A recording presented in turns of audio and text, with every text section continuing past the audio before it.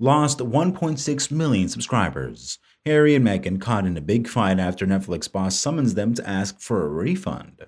The Duke and Duchess's new series, Harry and Meghan, was watched by millions of people around the world. The first episode saw 2.4 million people tune in, but the number plunged to just 800,000 by the third episode.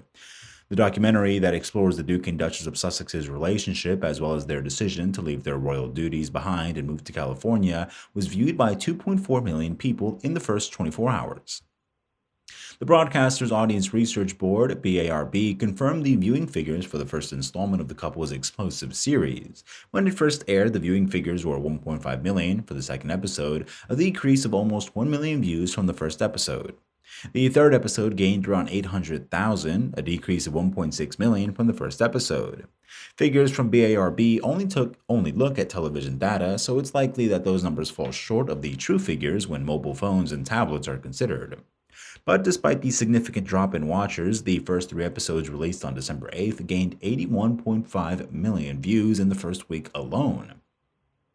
The most recent figures also show that the royal couple's series is the second most watched show on Netflix in the US and number one in the UK. Despite ranking as number one and gaining such high viewing figures, Harry and Meghan have not been so well received by critics and audiences. On Rotten Tomatoes, the docuseries has a score of 48% from critics and 12% from viewers, while IMDb gave it a score of 4.3 out of 10. On Metacritic, the series has a score of 68 from critics and 2 from users. The ratings are comparable to the royal drama The Crown, which holds a score of 65, but a slightly higher user score of 7.8. Prince Harry and Meghan Markle have been hurt after a flop in ratings from their new Netflix series, according to a PR expert.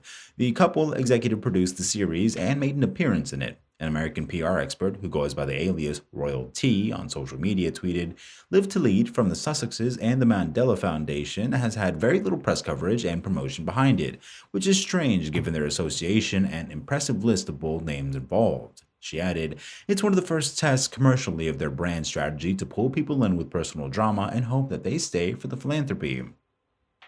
With little to no PR, a Saturday/holiday release, and no gossip to drive organic press, it didn't even crack the top 100 TV shows. The Netflix docuseries around Prince Harry and Meghan Markle has received scathing criticism from the supporters of the British monarchy.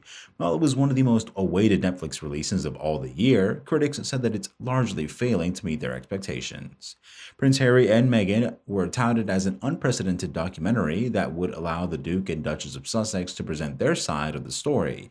However, film and show critics described the first volume of the docuseries as boring. Niall Gardner termed the show a propaganda documentary, showing the two extremely privileged and uber-wealthy narcissists within whining for several hours. Niall added that the show lacked substance or any information that could catch the royal off guard. Nonetheless, the show had a massive opening with over 2.4 million viewers watching it on the very first day.